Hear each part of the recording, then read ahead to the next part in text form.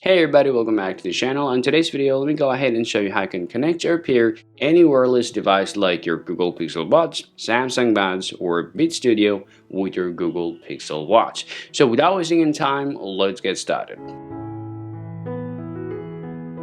Now to connect to the verification that you want to be careful with, make sure the device that you're trying to connect it has properly charged and it is on the pairing mode. To make sure most of the case has the buttons, you can simply press and hold this button.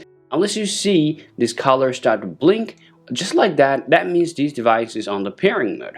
On your watch, however, you want to just head over to settings and then you want to scroll down to your connectivity and then you want to just open up your Bluetooth there and most likely you're going to get your device over there. If you don't get it, you can tap pair a new device here. Now it is looking for a device and it says Pixel Buds. That's what I have on my hand here. So I'll select the device in just a moment.